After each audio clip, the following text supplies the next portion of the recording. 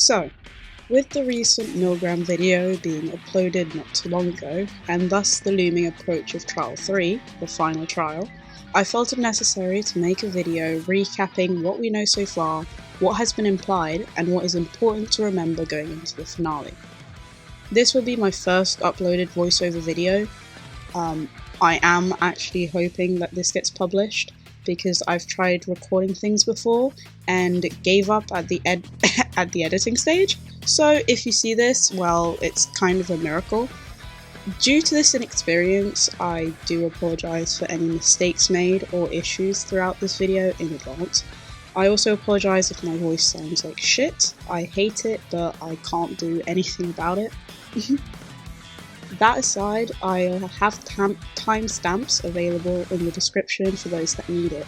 The video will be split into two main sections: the recap, which will explain the prisoners' crimes, dissecting both their music videos and voice dramas, as well as their interrogations if needed, as concisely as possible, the prisoners' verdicts, and if I know how the general fandom was reacting at the time on social media, I'll include that too. And finally, the consequences of those verdicts on the prisoners.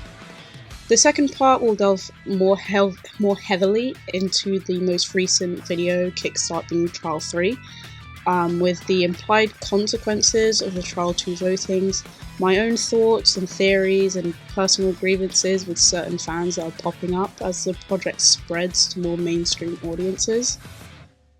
I set my layout so that all the prisoners are shown at the bottom, all in order from left to right, Haruka being number 1 and Kotoko being number 10, so you have that point of reference if you need it.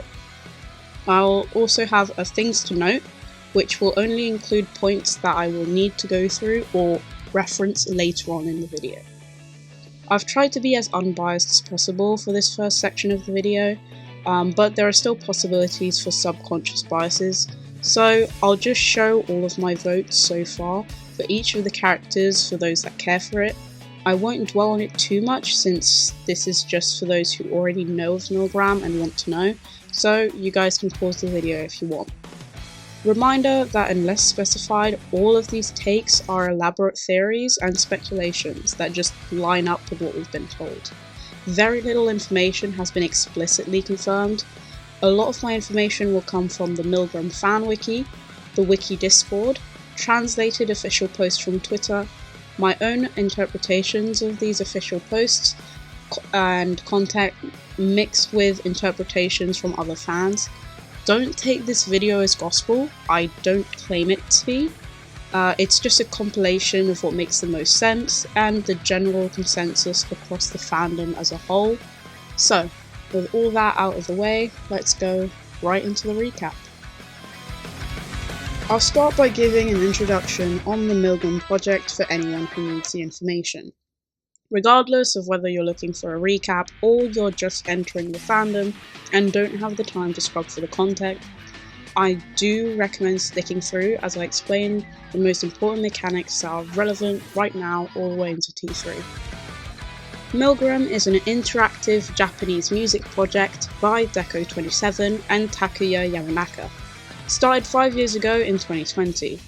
The official YouTube channel was created in March and MILGRAM kicked off a month later in April of 2020 with its first teaser.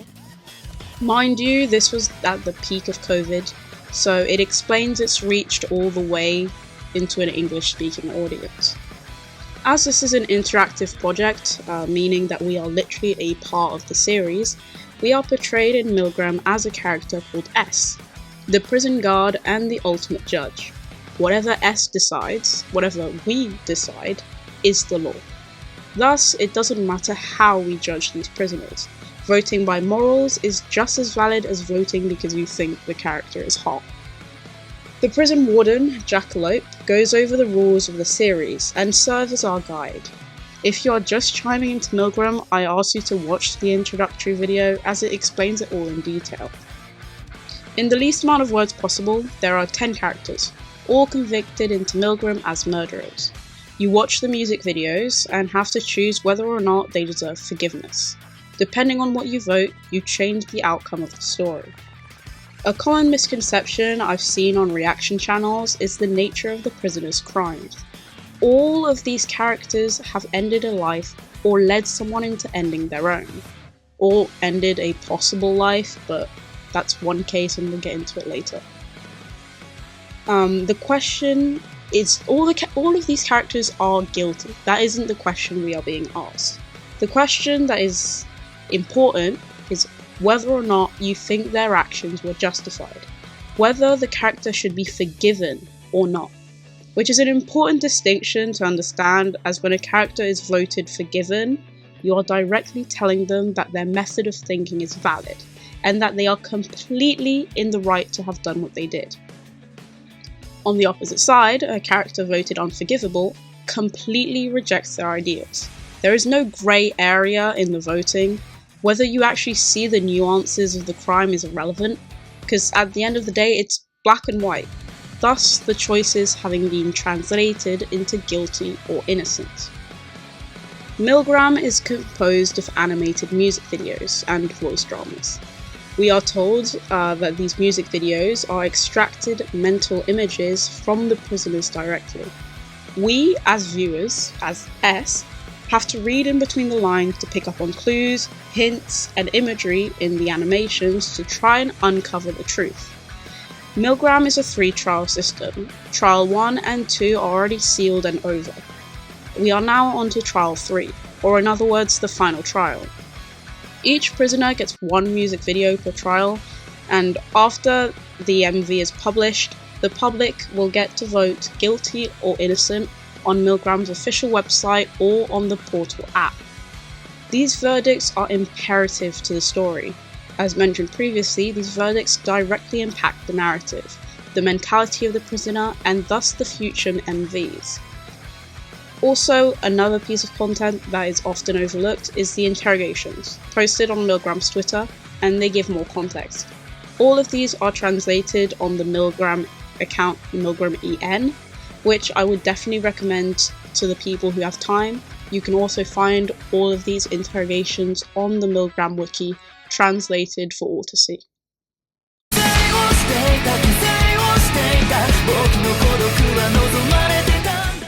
First off is Prisoner 001, Sakurai Haruka.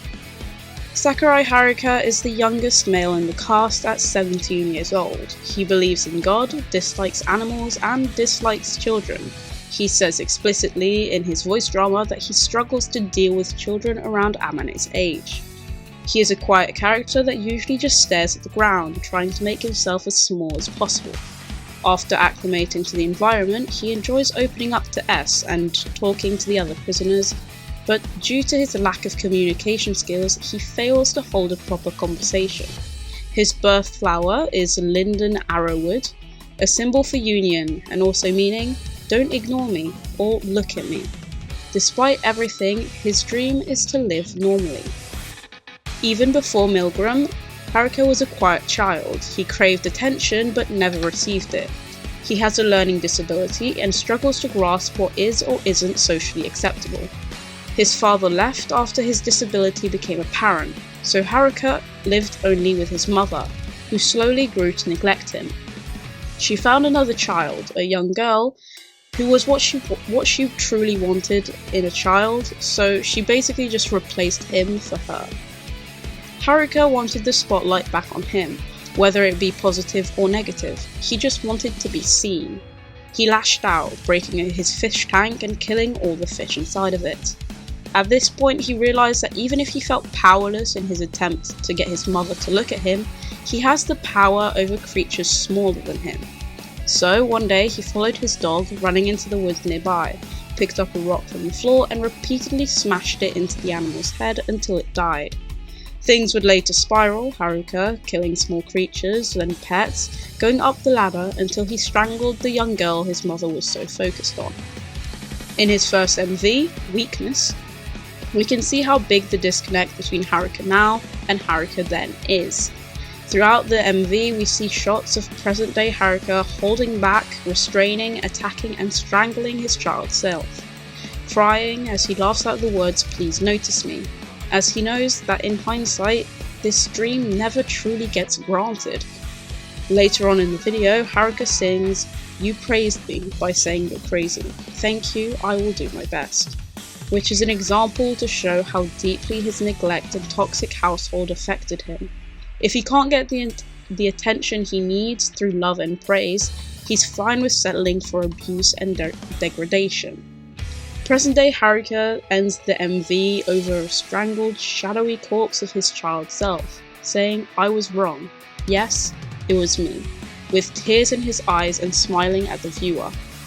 Haruka's first trial result was an innocent verdict. This, while seemingly positive, only affirmed his belief that doing such extreme actions are justified as the method to get what he needs. A few people were initially confused as to why, after the voting, we are told that Haruka felt the need to be dominated. The simple explanation is that he needs someone to look up to for attention. This leads to a codependent relationship forming between him and prisoner 004, Muu. Honestly, this felt like a whiplash moment for all of us, something that no one really could have expected coming, but looking back, it makes sense. His second MV, All Knowing and All Agony, starts off strong with him asking why he was born the way he was, and explores his relationship with his mother. Here, we find out that he's killed multiple animals, fish, dogs, cats, all in an attempt to make his mother notice him.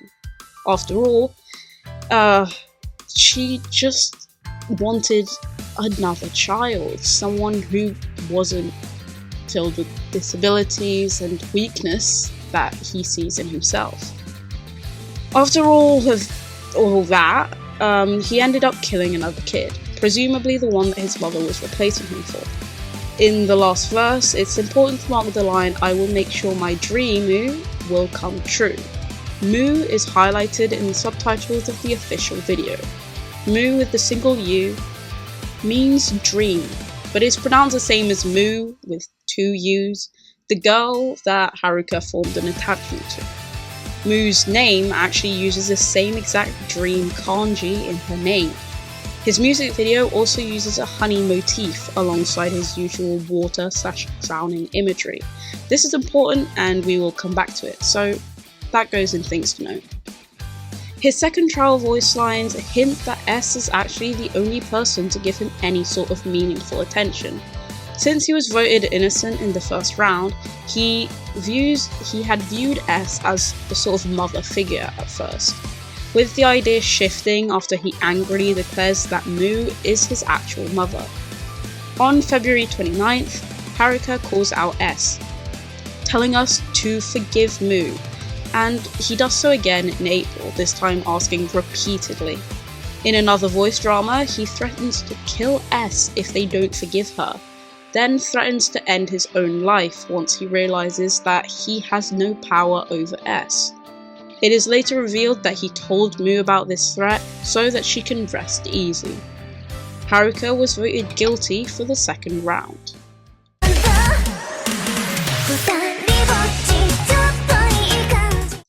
Kashiki Yuno is 18 years old and still in high school. She has a younger brother named Yura, and she, alongside prisoner 007 Kazui, is very strong at card games. Contrary to Haruka, she does not believe in God. She is canonically very pretty and has a very gentle and whimsical personality. She is great at reading the room and shifting the mood to prevent any conflicts from stirring up. She also adores getting special treatment and is delighted when she is favoured.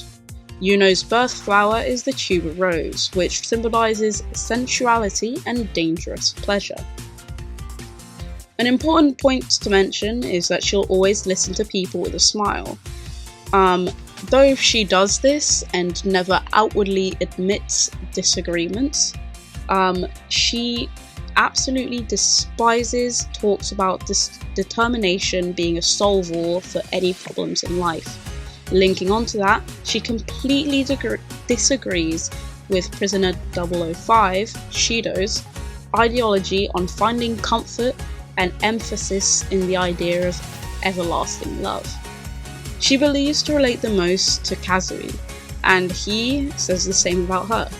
They are implied to be friends, though like neither of them thinking that they deserve to be forgiven. However, Kazui isn't a fan of Yuno's actions, as she does things that he doesn't want to see. Yuno enjoys teasing S, though S doesn't match her energy at all, and similarly to Kazui, doesn't think that Yuno behaves appropriately given the circumstances. Before MILGRAM, Yuno participated in Enjo Kusai, compensated dating. She sold her time and body to older men interested in her. She would sleep with them and at some point got pregnant and got rid of the baby before it came out. That's it. Though it isn't made exactly clear how many times it happened, she says explicitly in her Trial 2 voice drama that her crimes are sugar daddies and abortions, plural. Her first MV, Umbilical, the title is very obvious in hindsight, but the video itself is very vague, using Yuno popping a balloon as imagery for her getting rid of the eggs. One can note that there are 4 circular balloons and 1 heart-shaped balloon within 1 clear balloon. It could be that there were 4 or 5 potential kids, or perhaps it was simply a stylistic choice. The MV doesn't really say much on its own and relied heavily on the voice drama to give most of its context. Yuno was voted innocent in the first trial. She wasn't happy with this verdict, and she feels like she's only forgiven because people pitied her. Her second MV, Teardrop, depicted her in a more adult way, showing us more explicitly her work before MILGRAM. We see 4 different versions of Yuno interacting with each other. It could link back to the 4 circular balloons in the MV. Anyways, during this MV, she literally takes off our rose-tinted glasses and crushes them, berating us for giving her an innocent verdict. All in all, I believe that the most striking frame is Yuno curled up on the bed in a fetal position. I don't know if Deco27 thought this MV would sway her votes negatively, but all it did was make us feel more resentful of the situation she was put in, more than Yuno herself, especially considering her young age. 010, Kotoko, refers to Yuno as a vulgar slut in her second trial song, and represents Yuno as a porn chess piece with a pregnant stomach. I know that her voice actor said that after this MV, Yuno would definitely be voted guilty, and yet Yuno was again voted innocent for Trial 2, by an overwhelming amount, this actually being the second highest percentage score in all of MILGRAM so far.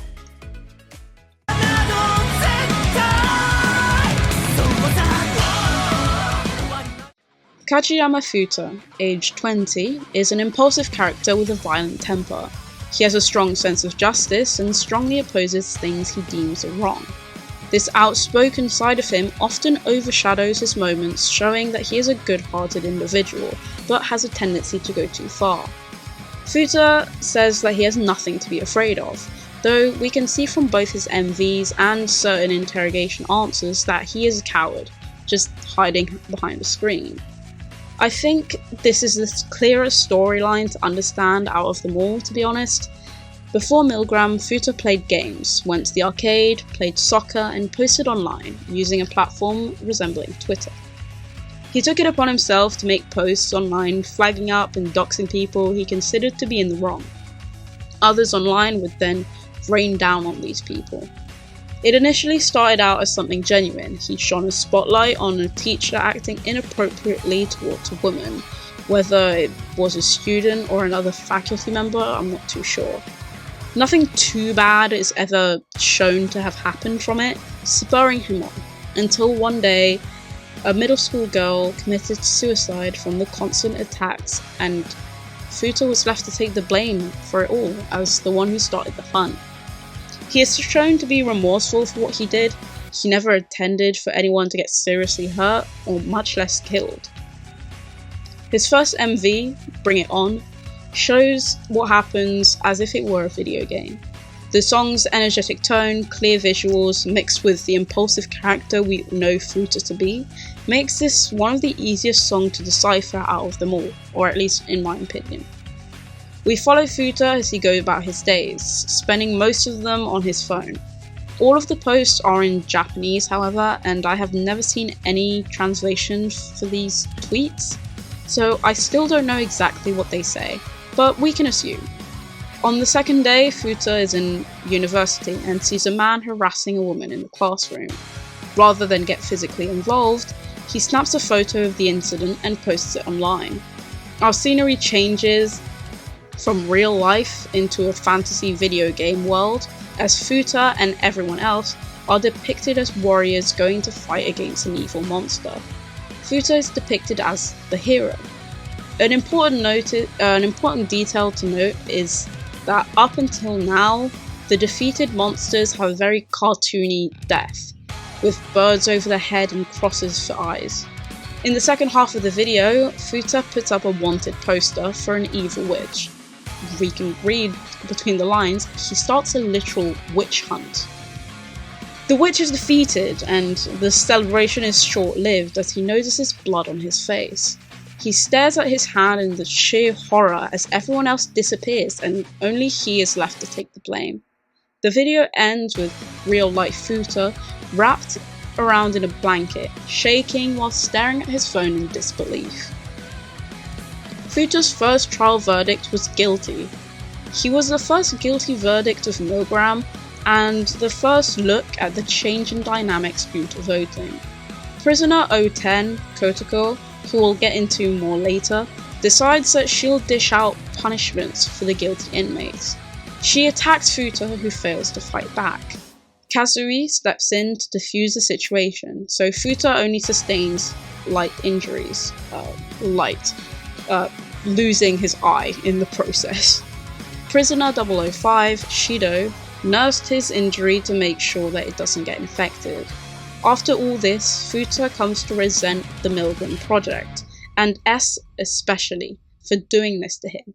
And he deems that S is doing the same thing he had done, and states that had anyone died in trial at the end of trial 1, we would be guilty of the exact same crime as him. His second music video, Backdraft, has Fuuta in a tunnel, using spray cans to graffiti the walls of the tunnel. These spray paints represent the harassment/online attacks. The word pressure is constantly repeated, likely a reference to peer pressure and the pressure that can be found in spray paint cans. Also gives the idea that Fuuta continued these witch hunts online as it became expected of him. The witch character makes a comeback, drawn on the wall as Fuuta sprays all over her image, and the girl that she represents. Multiple cans join in the fray, painting her entirely as she ends up crumbling to pieces. Fuuta looks petrified. He literally starts petrifying, and tries to run away, but trips and falls to the floor. This MV brings in Fuuta's resentment of MILGRAM into its lyrics, and it's all the more direct as we see S spraying the fallen Fuuta in the face with a black spray bottle. He puts us in the same spot he was mere seconds ago, calling us hypocrites and effectively saying that we're doing just the same as he had done. The realization of our hypocrisy led to Fuuta's second trial being innocent, our third highest innocent verdict of MILGRAM, but I believe the damage was already done. All in all, Fuuta is a character I would love to do a full-length analysis on, but I don't know if anyone would be interesting, so we'll see how this video goes up before anything else.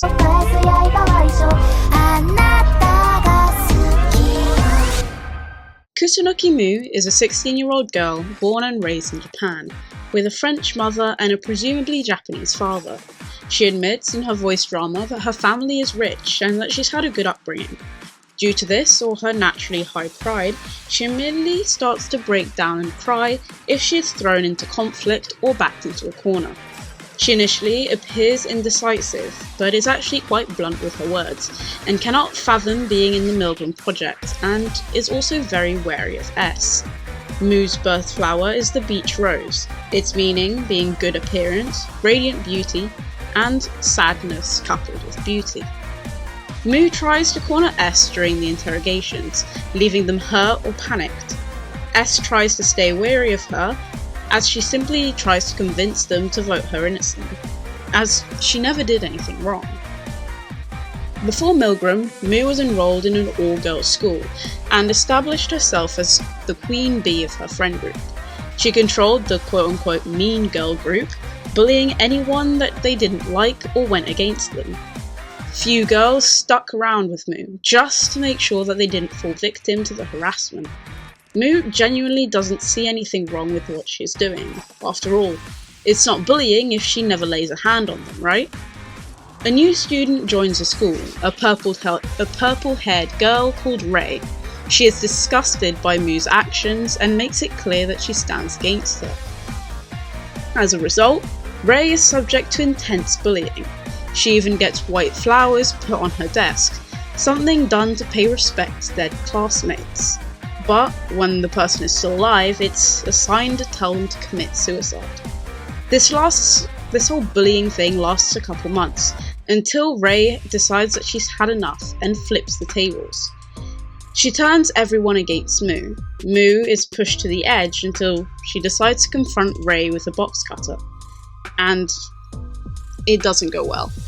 And in the end, Muu ends up killing her with that box cutter on their way away from school. Her first music video, titled After Pain, shows us the latter half of this story, when Muu is being bullied. She's depicted trapped in an hourglass, an important piece of imagery for Muu's story, so keep that in mind. The lyrics say things like "please stop hurting me" and "is it okay if I breathe?" This MV is very straightforward at first glance, but I know that late into the voting stage, some people managed to see through this facade she was putting up. We can see Muu run after Rei and sing apologies to her, but Rei rejects them, leading to Muu pulling out the box cutter and stabbing her in the front. The lyrics say, "I love you," and here you can choose to make this into Yuri. I've seen a lot of takes like that and it's up to interpretation, but most likely it's Muu viewing Rei how she expected others to look up to her, quote unquote loving her, worshipping her, as if she has their lives in her hands. Regardless, Muu looks absolutely horrified after Rei gets stabbed, and you can infer that she didn't mean to kill Rei. Perhaps she just wanted to scare her off, or something. At the end, she says that maybe it would have been better if she'd just disappeared entirely. Muu was voted innocent for Trial 1. The majority of watchers who voted that way assumed that she was the one being bullied, then snapped and killed her bully out of rage, which people marked as something that could be justified. Some people caught on to hints of Muu being previously a bully herself, hence her innocent verdict being the lowest in the project, but by then it was too little too late. As mentioned previously, no matter that Muu was deemed innocent by only 0.31%, the final verdict cleared Muu of any blame in her mind, and in turn, she completely shed her timid personality and let her superiority complex shine. After all, we reinforced her beliefs. It wasn't her fault. She did the right thing. Her need to be above others has her former codependent relationship with prisoner 001 Haruka, with his whole need to be dominated thing. Muu states that she finds the relationship to be very beneficial for the both of them, and when confronted with her manipulative behaviour, she states that Haruka can make his own decisions, and that she won't do anything herself to prevent Haruka's suicide if it comes down to it, subtly telling us that it's really only up to us what happens to him. Another nudge to try and get her voted innocent. In her second MV, It's Not My Fault, Muu's character is openly flipped on her head. She's depicted as an insect queen in the centre of her hive. She disposes of any subjects that are of no use to her. In the MV, we see Muu pushing the useless girl over, letting her shatter to the floor like glass. We could infer that it symbolises literally how fragile their group dynamics are. Also note that there are 8 girls at the beginning, but only 3 seem to remain to the end. It's here that Rei makes her disgust known. We also see that Rei was the original victim in the situation, and that it's only here that we see her flip over the hourglass, putting Muu in the spotlight. Also, a piece of note is the imagery using honey. Muu as the insect queen, and likely in reference to bees and the queen bee idea. Muu has some honey imagery and uses the word honey a lot in her lyrics. As I had mentioned at the very beginning of this whole section, Haruka has some honey motifs in his video, another nod to them forming their codependent relationship. As Muu was voted innocent in trial 1, as I said previously, her mentality was affirmed, and as such, the scene of the murder has Muu smiling instead of crying, laughing out, "I am the queen," and repeating throughout the music video that the incident is not her fault. Overall, the main takeaway is that after pain is how Muu sees herself, a victim, cleared of any blame. And "it's not my fault" is how others see her, a queen bee, a tyrant, and ultimately the one at fault. Muu's second verdict was an overwhelming guilty. Once we were shown the opposite side of her, well, people lost any sort of compassion that they previously had. I believe this is the greatest guilty percentage that we've had so far in MILGRAM, and honestly, part of me is surprised, because during the voting stage, everyone just seems to have forgotten about Haruka's very clear threat of ending his life if Muu is voted guilty. But, well, we'll see how that turns out in the end.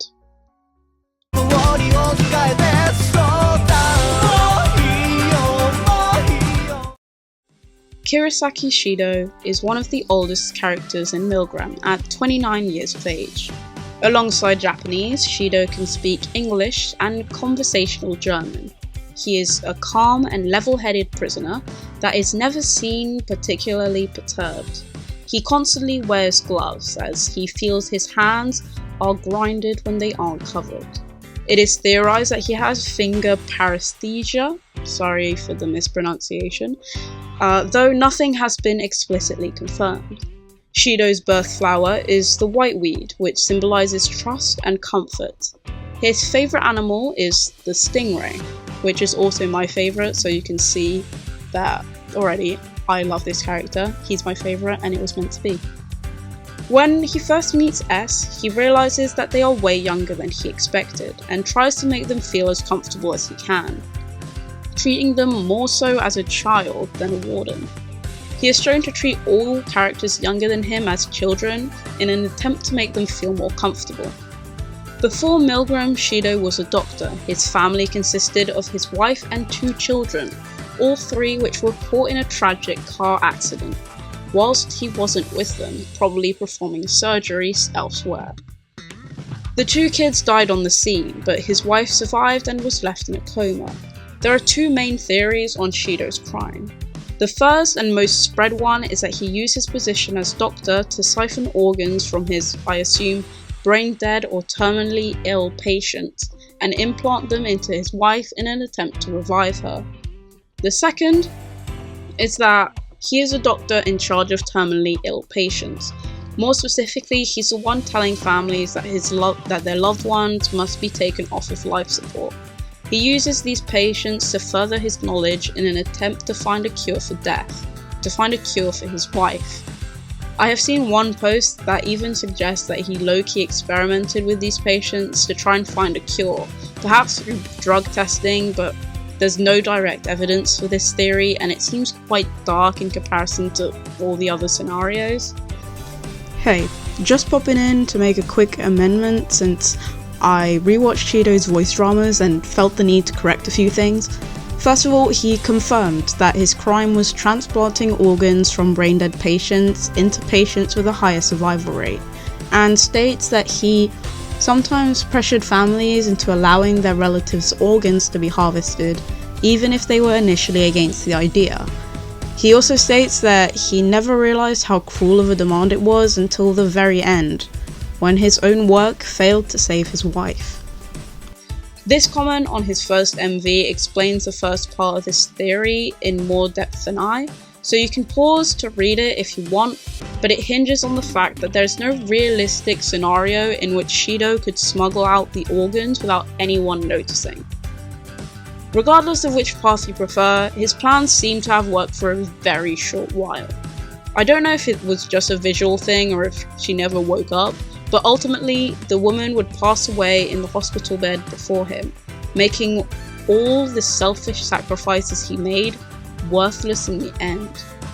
A side tangent, I have seen takes that are extremely critical of Shidou's crime, insinuating that he's killed hundreds or killed children as well as adults. You're allowed not to like a character or think that their crime is awful, but there's literally no evidence suggesting this. One could argue that there's no evidence suggesting the opposite, but you have to realize that he has zero motive to do all that. If he is harvesting organs to implant into his wife, no child organs would be compatible, nor would he need an excess of transplants. Considering how awful he felt, I highly doubt that he would sacrifice any more people than was absolutely necessary. Anyways, his first MV, Throwdown, depicted Shidou as a florist, picking up flowers, knowledge or organs, depending on your take, and placing them into a person-like frame on the bed, his wife. This figure gets up for a few seconds before collapsing on the ground in front of him as he stares in horror. Shidou is one of the prisoners who is shown to be remorseful of his actions, even as they are happening. And more so once he realizes that it's all in vain.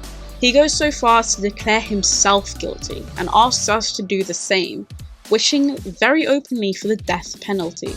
It is assumed that Shidou is left passively suicidal after the incident. Shidou's trial on verdict was innocent.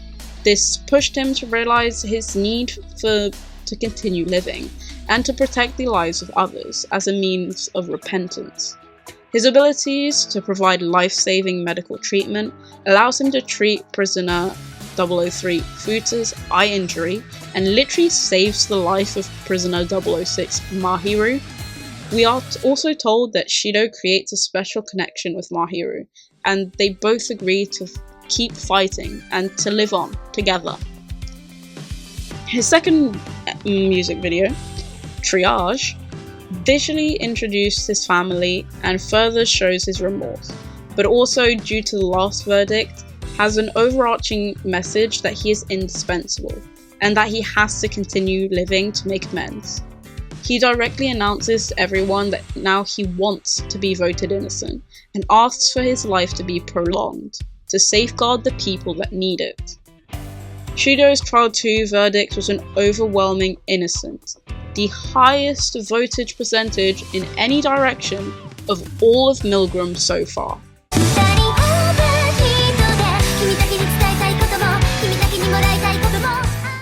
So, before I go anywhere with this one, I want to preface that Mahiru is one of the prisoners that I personally have researched the least throughout the duration of MILGRAM.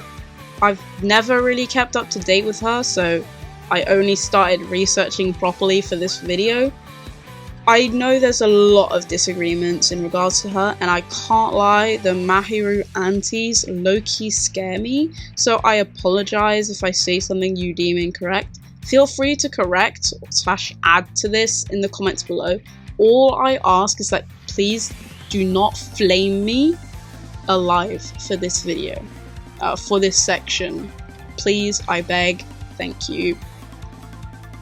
Anyways, Shiina Mahiru, nicknamed Mappy by prisoner 009 Mikoto, is 22 years old and the oldest female in the cast. She treasures love, majored in Faculty of Literature at the university, and her recent hobby has been just talking to everyone. Mahiru is described as being like the sun, always chatting and laughing. She is easy to trick due to her trusting and airheaded personality, but her presence allows others in MILGRAM to feel a bit more relaxed. Her birth flower is the shepherd's purse, meaning I will devote everything to you. Mahiru looks up to S and finds herself interested in their sense of justice, trying to equate it to her own passion for love. Before MILGRAM, Mahiru was a sheltered girl that went to an all-girls school before entering university, and thus had no romantic experience. She met a boy at the bakery and started a romantic relationship with him. This relationship was incredibly toxic. On both their parts is debatable. Mahiru obsessed over this man to a point where she deluded herself into believing everything was perfect. In the end, the guy couldn't keep on going and hung himself because her dependency was just too taxing.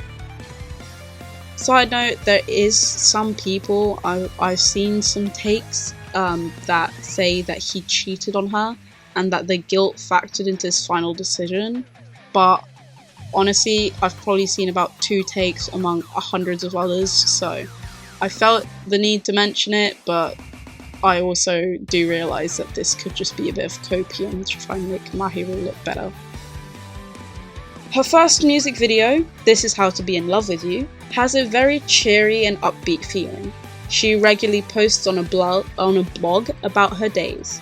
Translations can be found on the wiki, but it just describes the start of her relationship with him. She eats cakes, buys clothes, returns home to what looks like a birdcage. She chases after and jumps to catch the blue feathers with a smile on her face, falling asleep on the sofa and waking up with horror as she realises there's a dead body. We can assume that he chose to end his life while she was asleep. Let me add that the boy is referred to as Bluebird in the community, as there is no confirmed name for him at this time, and he's represented by blue feathers in the music video. Many fans initially assumed Mahiru to be an obsessive stalker. Someone on the MILGRAM Reddit perfectly summed up why people jumped to this conclusion, so again you can pause to read it in full. Thus, Mahiru's verdict was guilty, and the turning point, at least for me, where you realise just how catastrophic the outcomes of the votes can be. Coupled with prisoner 010 Kotoko's innocent verdict, Mahiru was victim to a rough beatdown, because we deemed her unforgivable. This attack was so bad that Mahiru only survived due to Shidou being innocent and available to provide emergency care. Mahiru at this point is confirmed to be at the brink of life and death. Should anything happen to Shidou, she would suffer the consequences. A thing to note during the Trial 1 votings was that there was an attempt to rig the votes. An artist offered free art to anyone who voted Shidou guilty and Mahiru innocent. In the end, the attempt backfired horribly, with people voting the opposite just to avoid a successful rigging. Her second MV, I Love You, brought in the idea that the toxicity was given by both parties rather than only being one-sided. They both feed each other cake, albeit Mahiru did give Bluebird a bigger piece. I think the cake could be imagery for misguided affection or emotional abuse, since at the end we see the cake turn into a dead rat. Bluebird gave her some cake, which she saw as affection, and she also fed him some cake, but in reality, this cake was nothing to romanticize. The delusions start to flicker in and out, and we can see that their relationship starts out sweet, but deteriorates drastically over time. The MV puts a lot of emphasis on the merry-go-round, which I believe it to be a physical representation of their relationship, a vicious loop. The horses go up and down, round and round, but they never really go anywhere. In the end, both of them, with their clothes and body completely in tatters, are seen walking barefoot through Aokigahara, also known as the Suicide Forest. They likely plan to commit a double suicide. It's important to note that Bluebird is following after Mahiru. The fact that they are barefoot is a testament to this idea of suicide. In Japan, it is common for suicide victims to remove their shoes to make their intentions clear from the get-go, and to signify that there's no need to investigate the case further. It is also possible that them being barefooted just shows how willing they are to destroy themselves for the other. Though there are opposing takes on the amount of blame that Mahiru should bear, whether the boy played a big role in perpetuating the toxic relationship, or if it was only Mahiru steering the ship. From my perspective, I don't really see explicit evidence one way or the other. I've seen good theories from both sides, and thus can understand both arguments. So I'll leave that for you to decide.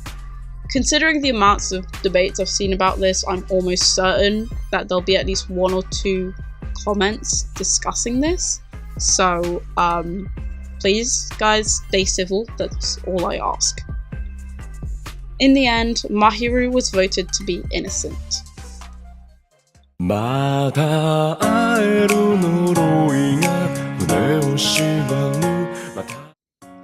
Mukuhara Kazui is the oldest inmate in MILGRAM, aged 39. He considers himself an old man in comparison to everyone else. He is also the tallest out of the cast. Kazui can do karate, judo, and kendo. He is an easygoing prisoner who is constantly making jokes to lighten the mood, and is kind to all the other characters. He likes to drink, and considers it his #1 hobby. Kazui's birth flower is the Ohio spiderwort, the meaning being respect, and the concept of respecting, but not loving. It is also worth noting that Kazui is open to us about his compulsive lying, and often refers to himself as a deceiver. Before MILGRAM, Kazui, I believe, was a police officer, or at least worked in the civil sector. His work partner, Hinako, caught feelings for him. He would later propose and marry her, even though he himself doesn't love her. The marriage was likely compulsive to some degree for both of them, as Japanese culture especially puts a lot of value in marriage as a key point to being considered successful. Kazui's Child 2 teaser voice line suggests that his father pressured him into it. A lot of people initially thought that he cheated on Hinako and that the grief of finding out led to her suicide. That is not the case. He specifically says in his voice drama that that wasn't his crime. He states that he is a liar and that he's lied since he was a child. When he stopped lying, that's when Hinako ended her life. He believes that the truth is what killed her. The truth in this scenario being that he is gay, and that he married her expecting that he would grow to love her and to be normal over time. Years later, he ends up drinking to forget his feelings, developing drinking as a hobby, and spending most of his free time at a specific bar. Multiple women drink with him, but he feels nothing towards any of them. In fact, he starts catching feelings for the male bartender serving him. Kazui drunkenly confesses to the man and realizes that he can't keep lying to Hinako. He hopes to tell her the truth and to keep on living as just friends. But when the truth comes to light, Hinako couldn't believe it and jumped off the balcony of their shared apartment. His first music video, titled Half, starts by showing us a green apple on the table. This is an important image that will be shown throughout Kazui's story. We see Kazui sitting down as an audience member, as he's simply watching, as if he were a bystander in his own life and lives. We also see him playing multiple parts on stage, which we can assume is him at different major stages in his life. These versions of him sing in theatre, one of them wearing a modified Columbina mask, which I'm sure means something very important, but I am not smart enough to make that connection. I'll put something on the screen if I find something somewhere. Half includes a lot of grandiose lyrics. The curse of reuniting with you puts a dagger through my heart. This already tells us pretty clearly that he doesn't love her enough to be husband and wife. He doesn't enjoy having to go back home just to continue lying and playing a part. In fact, his life with Hinako is shown to be nothing more than a set piece, as you can see the edge of the plot in the music video. Side note, that we do know that he cares deeply about her, with the lyric, if I was to make you sure and suffer, I would rather stay by your side. Showing that had he known that his truth would hurt her that deeply, he would rather have just been the one suffering. We know that he didn't expect her to jump, as he mentions a life where he can still laugh with her and be friends. I heard that at the time of voting, a lot of discourse was happening on the Japanese side of the fandom.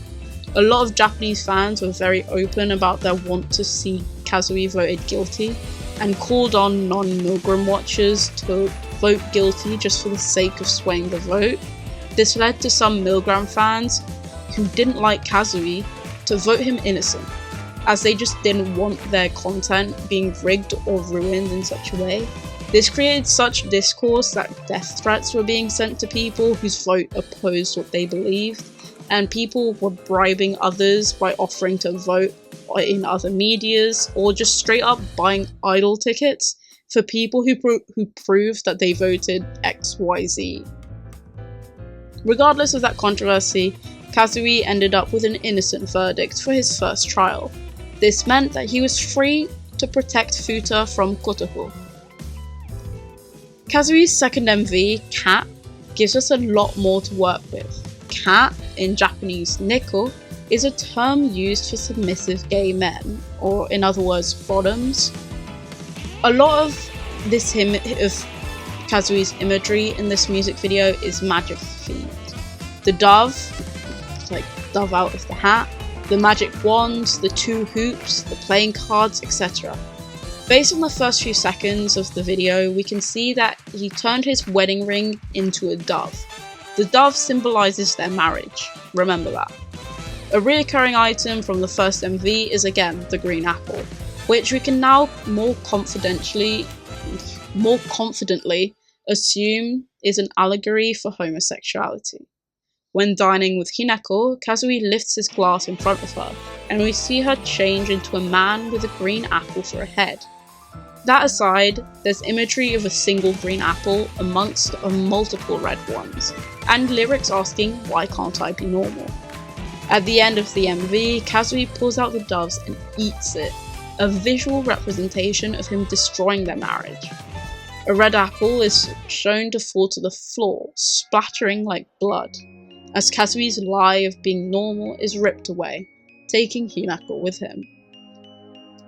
Overall, Kazui was voted innocent again for Trial 2, though I do know of a lot of people who voted Kazui innocent just because they wanted him to be available should any attacks happen, as he did protect Fuuta the first time.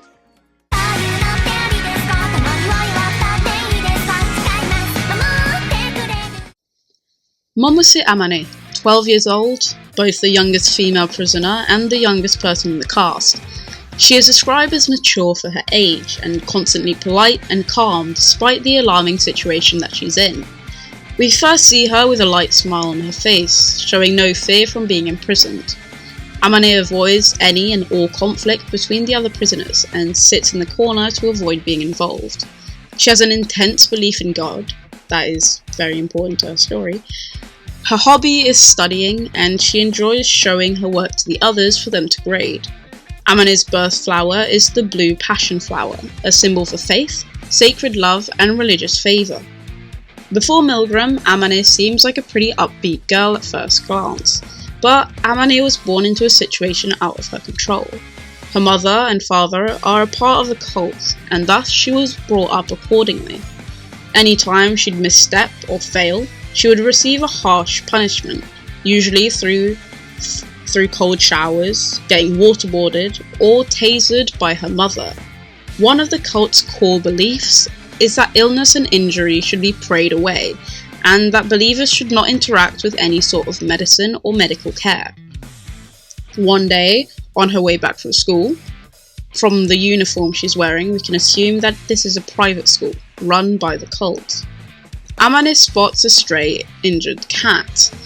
She wraps a handkerchief around the cat's leg, but is spotted by a man and his daughter, also cult members. They stop at Amane's house to report the younger child to her mother. When Amane gets back home, she is met with a taser. The cat would then get killed as a result, and also another method of punishment, cementing in the idea that anyone who gets medical treatment, and thus disturbing the will of God, is bound to suffer in the end. Amane finds out that her mother has been secretly searching for medical treatment herself. Amane has never received love without punishment, and even the one thing that showed her genuine affection, the cat, is ripped away from her so horribly. It's only natural that all that resentment and anger gets projected onto her mother. She beats the abusive woman to death with an umbrella. There is a theory that Amane was an unwanted child, or a product of an affair. It would further explain her father's constant absences, and her mother's insistence on her being perfect, as perhaps if Amane doesn't show enough potential, the father might just straight up leave and offer no support. We are told that her mother doesn't believe in the cult's ideals 100%, so it wouldn't make all that much sense for her to abuse her child over something that she herself does not believe in, unless she felt that it was justified. Although, again, that is just a theory. Her first MV, Magic, is reminiscent of her age, the aesthetic being similar to a children's cartoon or anime, which is all the more disturbing when you decipher that she was indoctrinated. I myself couldn't get all that much from the music video, but I can recommend an analysis video, which I will link in the description, that goes through Amane's storyline a lot better than I can, honestly. Surprisingly, Amane was given the guilty verdict. I was told that this was due to a rise in meta-voting, a tactic in which people thought that voting guilty would make her realise that the cult is bad. However, that's not how cults work, as members are taught that anyone opposing the cult are misguided or simply just bad people. All this voting did was push Amane into believing that we are the enemy, and push her away, push her to try and spread the cult's ideals to the other prisoners. We know that she swayed Fuuta into becoming a believer, though knowing Fuuta, it was probably more of a salvation for him, as it helps him to wash his hands of the guilt that he feels. Her second music video, titled The Purge March, emphasises again just how much of an utter failure the meta-voting idea was. We see Amane leading a march on the behalf of the cult. The lyrics are extremely important throughout this MV, as there are a lot of lines that are directed to her mother, the person she killed, and a few to the viewer. I'll give back the judgment you gave me, is Amane speaking directly to us, who didn't forgive her, and making it very obvious and placing a threat on us as we are going against her beliefs and thus disrespecting the cult. We can see in her trial 2 interrogation, Amane wishes that her mother had kept her faith until the very end, which implies that she killed her mother due to her wavering in the cult's beliefs, thus her trying to find medicine and medical treatment when she was ill. We see a flashback of her mother's dead body in the bathroom, with what looks like rain to be pouring down on it, though if you really think it through, it doesn't make any sense for it to be raining indoors. What is actually happening is that Amane is using the same torture methods that was once used on her as a form of vengeance. Amane really enforces the fact that her mother never listened to her when she was apologising, so she won't listen when her mother tries to do the same. When looking at the Purge March, we can see a poster on Amane's house door. Obviously it's in Japanese, but using Google Translate, we can read that it's an advertisement for her father's lectures. There it states that he will be going over the following points: how to protect your home from worldly temptations, how to get along with your neighbours, how to spend time with your family, and have respect for the general medical facilities. The latter point seems contradictory to what Amane's actions tell us, so I think that the cult as a whole just don't care about medicine and ignore it outside of the cult. They just refuse to accept it within their circle. Amane has only ever been punished because of it, so makes a link that medication equals bad, no matter the circumstances, as that's what she has been taught. As such, she is shown to be very openly hostile towards Shidou, and states that she will have to intervene if he continues to treat Mahiru and Fuuta as he is interfering with their trials given by God. This situation is comparable to the trolley problem. Shidou is extremely important due to his ability as a doctor, basically protecting everyone who could ever perish due to our verdicts. If Amane is voted innocent, she is free to attack Shidou, which we know she will win, as Shidou admits that all children remind him of his own, and he would likely let Amane have her way rather than fight back against her. If Shidou dies, Mahiru will certainly follow, and so will anyone who gets hurt too badly, as they won't be able to get medical care. On the other hand, if Amane is voted guilty again, it would only make her spiral even worse than she currently has, and if she were to go so far as to harm herself, she definitely wouldn't be she wouldn't be accepting any help from Shidou, so where are we left? Where are we left at? Since I never really delved deeply into Amane's story as MILGRAM was happening, I actually asked for an Amane stan to explain her to me as she sees her, and I got blessed with a 12-paragraph essay, which I obviously won't read in full. As usual, I will put the screenshots up on the screen, and you can pause and read if you want to.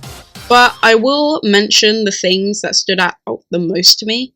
I want to give credit to Barry on Twitter for being a huge help in this section of the video, and honestly, I might make a video breaking down Amane and Shidou's parallels, as it is something that is certainly worth exploring in my opinion.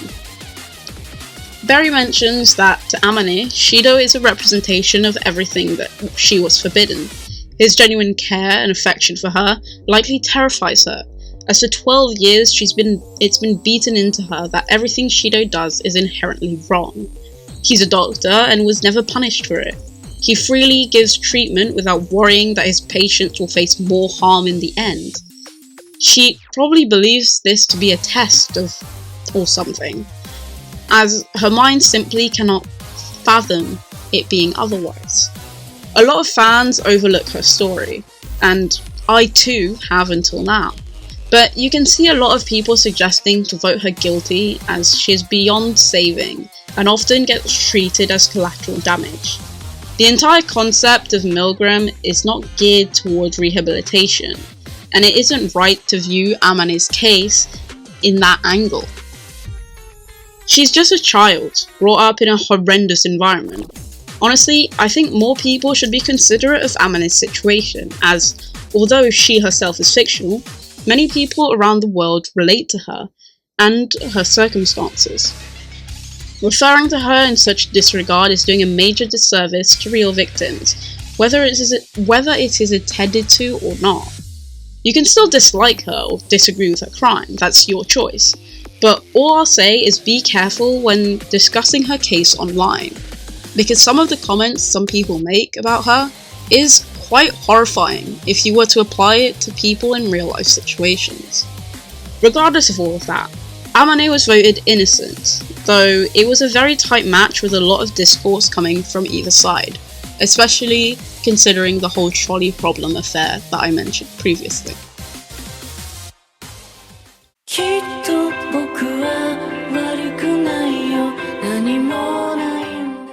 Kayano, Mikoto, is a 23-year-old man with an average build. He is a rational individual who doesn't know anything about his own crime and firmly believes that he is here by mistake. Since he thinks this is some kind of reality show, he converses easily with all of the other prisoners, going so far as to give most of them cute nicknames. We are told that the other prisoners speculate about Mikoto's sleeping schedule, as they can hear sounds coming from his cell in the middle of the night, possibly crying. Mikoto used to smoke cigarettes, but switched to e-cigarettes after getting his job, and was part of MILGRAM's smokers group alongside Kazui and Shidou. Mikoto likes to draw and has been accepted into an arts university. He also likes photography, shopping, cycling, and playing darts. He hates staying up late and violence. Mikoto's birth flower is the lily turf. A flower's meanings are endurance, perseverance, and a concealed heart. Before MILGRAM, Mikoto lived at home, alone. He spent most of his time overworking and staying up on energy drinks and coffee just to continue. His stress levels were through the roof, his phone's constantly bombarded by messages of his boss asking him to come back to work at midnight, after he had just left. His mother calls in to check up on him, and he lies, telling her that everything is alright, just so that she doesn't get worried about him. Mikoto is confirmed in his first voice drama to have dissociative identity disorder, or DID. I'm by no means a professional, so I definitely recommend doing your own research, and if I say something incorrect, do feel free to correct me in the comments. Due to his constant high levels of stress, Mikoto at some point switches to John, an alter that serves as Mikoto's protector, and an important and recurring presence in MILGRAM. With that confirmed, a user on Tumblr made a brilliant post about the Trikoto theory, a theory that includes 3 alters. This third alter, associated with the colour green, and thus having been dubbed by the community as Midokoto, Mido being the colour green in Japanese, Midokoto takes on the role of the gatekeeper, an alter in charge of switching between Mikoto and John, and likely the one that keeps their memories separated to protect Mikoto's sanity. This works both ways, it seems, as Mikoto isn't aware of anything that John does when he's fronting and vice versa. John is the one to have committed the murders, and is also confirmed to have one of the highest kill count out of the cast, competing with Shidou, though there is no mention of an exact number for either of the two. The existence of John also poses an interesting question, as we are supposed to be judging Mikoto, not John. Jackalope also mentions that this is a first for him too. We know that Mikoto has been taken into MILGRAM due to his body causing the murder.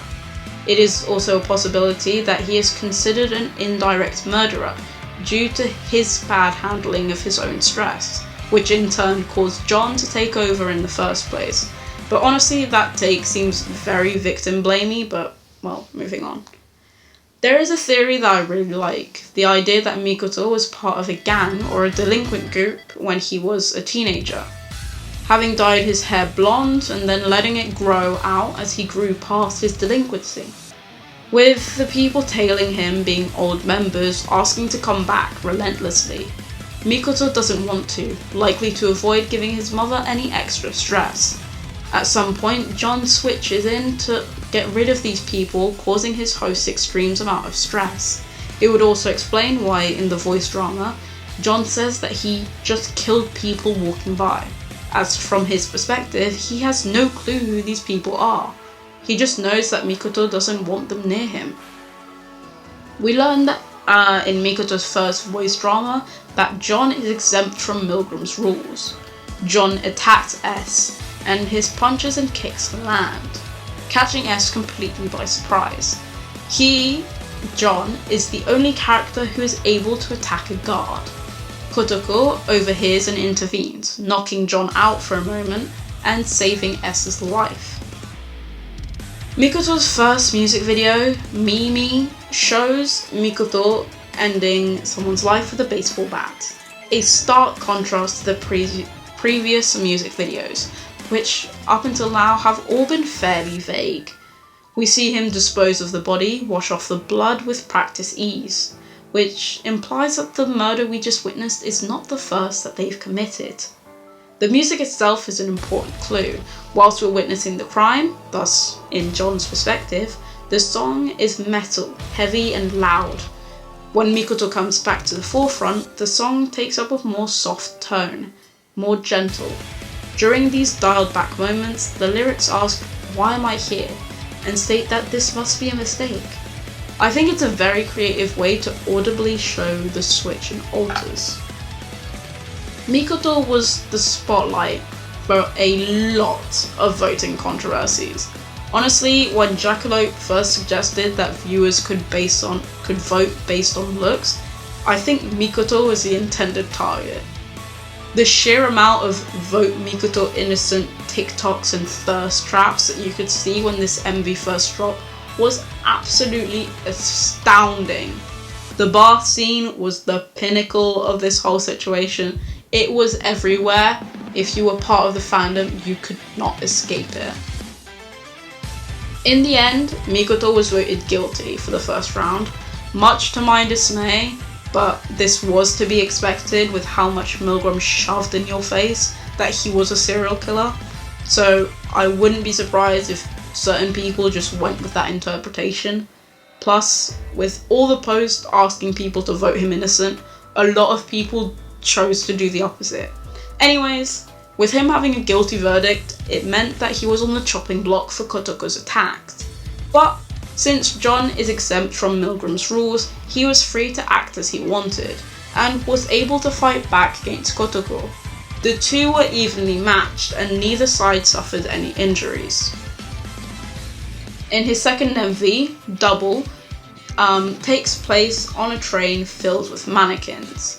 For a split second, what seems to be an Othello board appears on the screen. Othello is a game with 2 players. The aim of the game is to cover the board with as many of your pieces as possible. You are also allowed to take the opponent's piece, switching the colour to yours, which is definitely an allegory for Mikoto and John. In the end, the MV seems to be a call and response, though Mikoto likely never heard John's responses. John apologises to Mikoto, realising that all he had done to protect him actually only did the opposite. In the voice drama, John speaks to S, asking us to vote Mikoto innocent, and that if we do, he will move on and leave Mikoto be.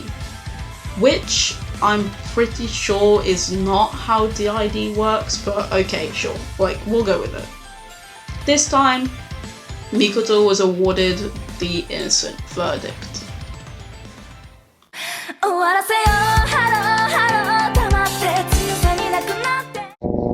Finally, the 10th cast member, Yuzuriha Kotoko. She is 20 years old and described as a woman with sharp eyes and a cool personality. In contrast to the other female prisoners, she is logical and rational, foregoing the typical laid-back and upbeat attitude of the others. Certain believe that Kotoko's actions bear no ill will, that she simply observes and acts upon what she sees regardless of who it is. Aside from Japanese, she can speak English and use conversational Korean and Chinese. She learnt Chinese due to its popularity, and Korean as she learnt Taekwondo before that. She has practiced martial arts since elementary school. Kotoko's birth flower is the Monstera, simply meaning a grand plan. Before MILGRAM, Kotoko was a vigilante, targeting criminals and killing them. That's pretty much it, honestly. She witnesses a kidnapping and kills the man responsible. Some say that she took down a child trafficking ring, others say that it was just a kidnapper. It's also important to note that Kotoko absolutely cannot tolerate evil. She mentioned this all the time throughout the entire of Trial 1 and of Trial 2. Her first MV, Harrow, we're introduced to Kotoko as a wolf. She describes herself as a fang, ruling out justice and cleansing the world. We can see that Kotoko's living situation is quite poor. She awakens sat in a chair beside a board full of papers and photographs of potential targets. This could also just show how committed she is to her job, as she is shown to research a lot online, rummaging through reports and articles on her computer.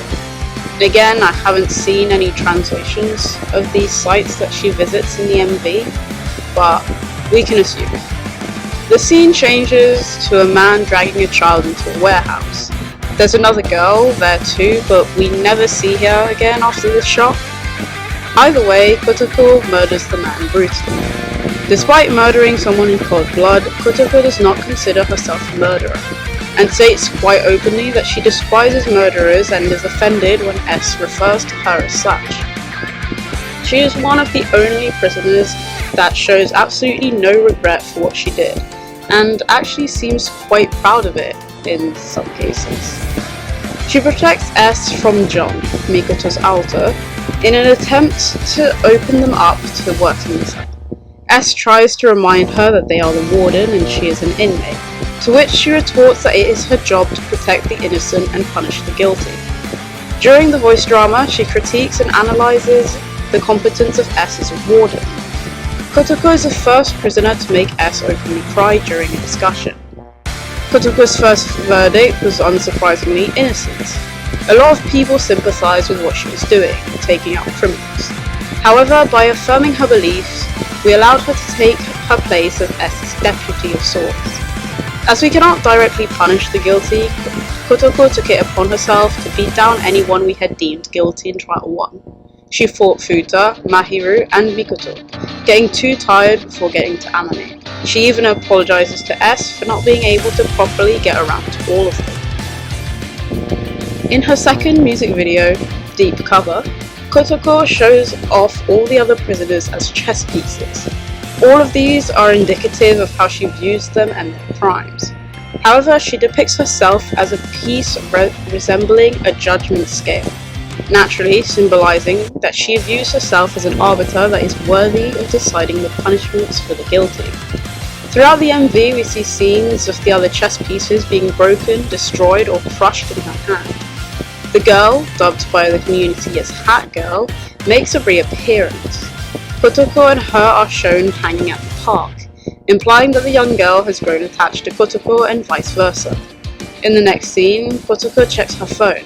An article about her murder has been posted. This one has been translated. It claims that the victim was found with more injuries than necessary, though the article also insinuates that there were multiple murders, and a lot of people are calling Kotoko a hero. The important part to note is that the girl she saved, the Hat Girl, retracted her statement defending Kotoko, and the defense tried to spin the idea that the young girl was threatened in some way.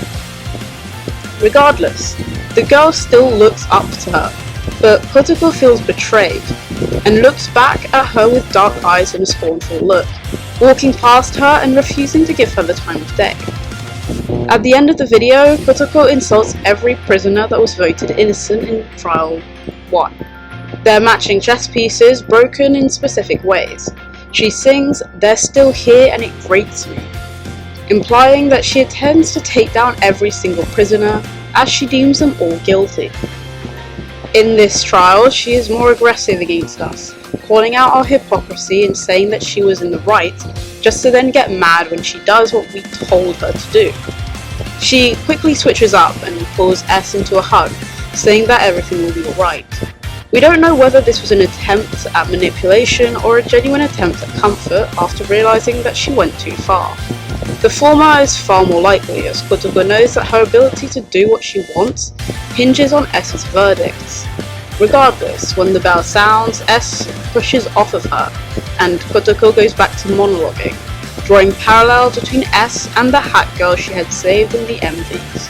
This time, Kotoko was given a guilty vote by an overwhelming majority. So, with all that said and done, I want to congratulate you if you managed to last all the way to the end. It's just as I was editing the video that I realised how absurdly long this came out to be. Truly, I was expecting a maximum of 30 minutes, and yeah, I managed to talk for about 10 minutes straight about a character I didn't even care about a week ago. Regardless, I Really hope you enjoyed this video, and I want to give my thanks to the people who gave me a hand with this, either directly or through public sources that I used for my theories. I will leave links and credits in the description, so please do check that out. A massive thank you once again to you for pushing through, and maybe you'll see me again some other time, but don't get your hopes up. So, I wish you all the best. Bye bye.